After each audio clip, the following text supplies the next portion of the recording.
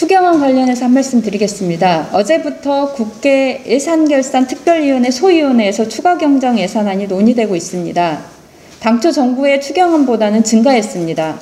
그러나 밀실에서 교섭단체 간 깜깜이 논의로 진행되는 소위원회에서 당장 지원이 시급한 예산은 미뤄지고 교섭단체 간 민원성 예산 짬짬이가 우려됩니다. 보편 재난지원금이 무산된 이번 추경에서 국회가 반드시 반영해야 할 최소한의 예산이 있습니다. 첫째, 농림해양수산위원회 예비심사를 통과한 농가에 보편적으로 100만 원씩 지원하는 농민재난지원금입니다. 농민재난지원금은 농해수위 예비심사에서도 별다른 이견 없이 증액이 합의됐습니다. 문재인 대통령도 여야 간 이견이 없으면 반영하겠다라고 말한 바 있으나 기획재정부가 일부 농가들에게 선별 지원한다며 맞서고 있는 상황입니다. 재난은 농민 모두에게 닥쳤는데 일부만 지원하겠다는 기획재정부에게 자성을 촉구합니다. 반드시 농민재난지원금이 추경에 반영되어야 합니다. 다만 이번 지원 과정에서 농지법을 위반해 투기를 목적으로 농지를 소유한 가짜 농부들에 대해서는 철저한 조사와 지원금 지급 배제가 함께 이루어져야 합니다. 둘째, 대학생 등록금 반환 대학에 대한 지원도 반드시 이루어져야 합니다. 등록금 지원은 비대면 수업 등으로 인한 학습권 손실에 대한 당연한 보상입니다. 그런데 작년 3회 추경에서는 2,213억 지원되었던 특별장학금이 이번 추경 예비심사에서는 논의조차 이루어지지 않았습니다. 코로나로 인한 비대면 수업은 여전히 진행 중입니다. 대학생들의 등록금 부담을 덜기 위한 등록금 반환 지원 예산 증액 역시 소위원회에서 반드시 반영되어야 합니다. 셋째, 오늘 또 코로나 방역의 최전선에서 분투하고 있는 보건의료 노동자들의 정규 인력 증원을 위한 예산과 생명안전수당이 기묘합니다. 코로나 전담병원에서 1년이 넘도록 답답한 방호복 속에서 환자를 치료해온 보건의료 노동자들의 노고는 이루 말할 수 없습니다. 병상만 늘리고 인력은 늘리지 않아 과로로 죽겠다고 호소하고 있습니다. 이런 상황을 언제까지 단기 파견 인력으로만 해결할 수는 없습니다.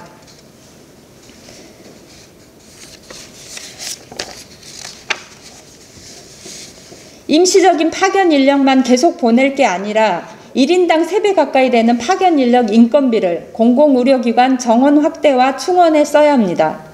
또한 정규 인력보다 3배 가까운 파견 인력 사이의 임금 차이로 인한 상실감, 감염병 전염 위험의 최전선에 있는 보건의료 노동자들 특성을 고려해 하루 5만 원, 2만 명에게 지급하는 생명안전수당 2,200억 원이 반드시 반영되어야 합니다.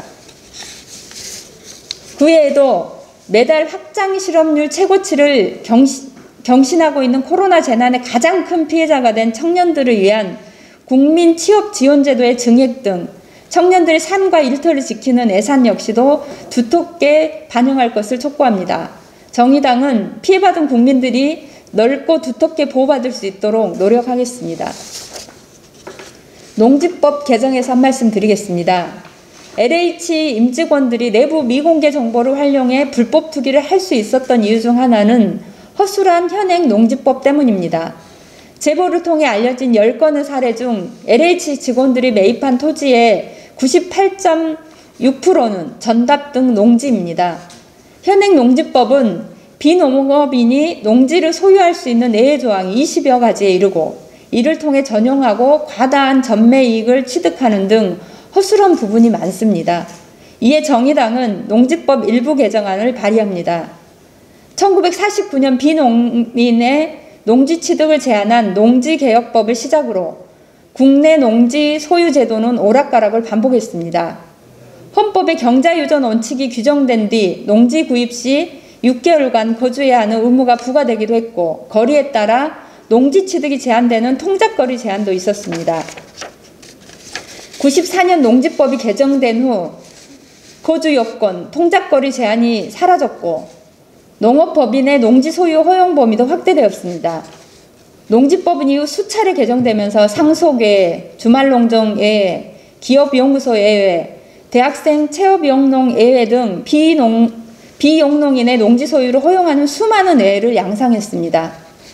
국민들에게는 상식인 것이 누구에게는 특권이 된 것을 바로잡겠습니다.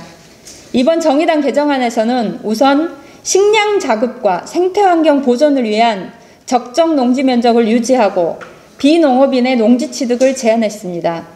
농지 훼손과 투기를 방지하기 위하여 주말 체험농장 운영을 위한 농지 소유 허용 조항을 삭제했습니다. 농지의 통작거리 농지의 통작거리 제한도 다시 살려놓았습니다. 부정한 방법으로 농지 취득 자격 증명을 발급 시 과징금을 부과하는 등 농지의 효율적 이용과 보존이라는 법 취지를 바로 세워가겠습니다. 헌법 121조의 경자유전의 원칙을 기본으로 부동산 공화국 해체를 위해 근본적인 개혁에 앞장서 가겠습니다.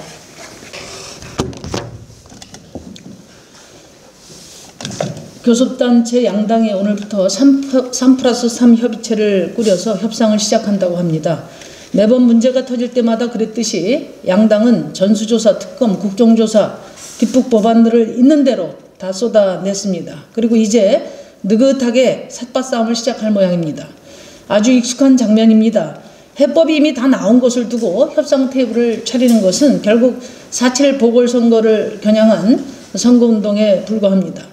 국민들은 안중에도 없는 양당의 이런 행태에 학을 떼고 있습니다. 오늘 양심이 있다면 가장 먼저 우리 국회가 국민을 대변할 자격이 있는지, 양당이 큰 소리를 칠 자격이 있는지 스스로 검증대에 올리는 일부터 결단하기 바랍니다. 국회의원을 비롯한 모든 선출직 공직자들의 전수조사는 국회 의결을 통해서 공직감찰 기능이 있는 감사원에 맡기는 것이 가장 바람직하다고 생각합니다. 국회 공직자윤리특위에 맡기자는 것은 양당이 담합으로 제 식구 감싸기 하고 끝내자는 것으로 들릴 것이고, 국민권익위는 현재 여당이 위원장을 맡고 있기에 공정성의 오해를 불러일으킬 수 있습니다. 정의당은 LH 사태 처음부터 감사원의 감사가 함께 진행돼야 된다고 말씀드린 바가 있습니다. 여당의 전직 대표가 윗물은 맑다고 했는데 과연 국민들의 분노와 불신이 국민들의 오해로부터 비롯된 것인지, 윗사람들의 지독한 위선인지 이번에는 끝을 보자는 것이 국민들의 생각입니다. 부동산 투기를 정말 근절하려면 이런 기득권 권력층의 내로남불, 책임 전가, 유체 이탈부터 발본색원해야 할 것입니다. 한 가지만 더 말씀드리겠습니다. 3기 신도시 철회 국민청원이 10만 명을 넘어서고 특히 광명 시흥 추가 지정 철회는 국민의 절반 이상이 찬성한다는 여론조사까지 나왔습니다.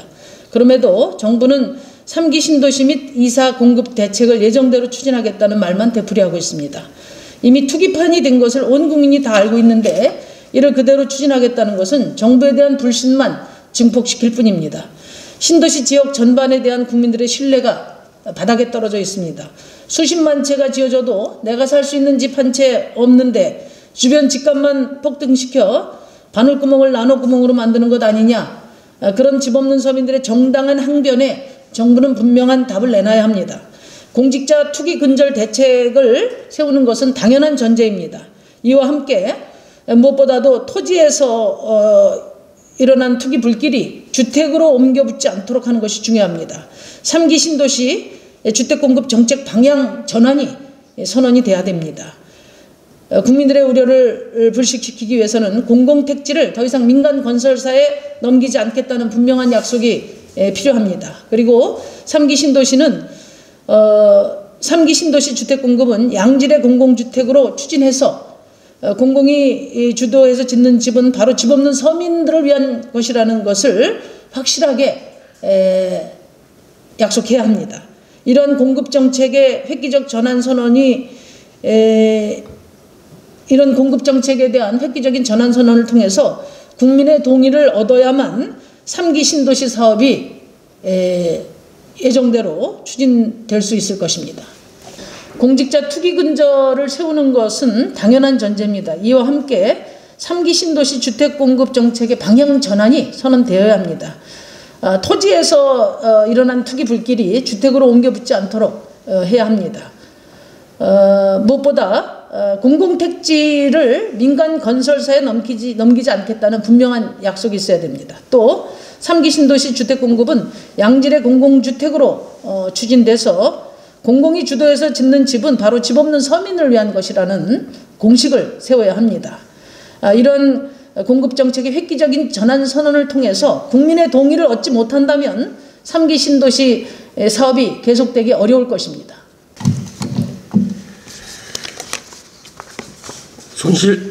손실보상제 입법 지연과 관련된 발언 드리도록 하겠습니다. 손실보상제가 3월 국회에서도 처리되지 못하고 4월 국회로 넘어갈 위기에 놓였습니다.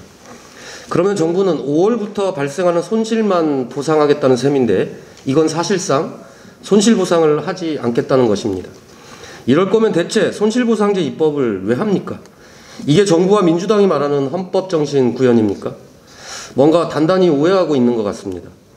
헌법 23조는 공공필요에 의한 재산권의 제한과 그에 따른 보상을 법률로서 하도록 규정하고 있습니다. 이건 국민의 재산을 함부로 침해하지 말라는 조항이지 법률이 없으면 보상을 안 해도 된다거나 법률이 만들어질 때까지 질질 끌어도 된다는 말은 아닙니다. 정부는 아무런 대책 없는 집합금지로 상인들을 사지로 내몰더니 제발 살려달라고 외치는 상인들을 내버려 두고 2월에는 가덕도 신공항을 살려냈습니다. 그리고 3월에는 LH 투기로 인해 파탄나버린 정권의 지지율을 살리는데 몰두하고 있습니다. 그러는 석 달 동안 손실보상은 말만 무성한 희망 고문이 돼버렸습니다. 국민의 11%에 이르는 자영업자가 하루하루 말라 죽어가고 있습니다.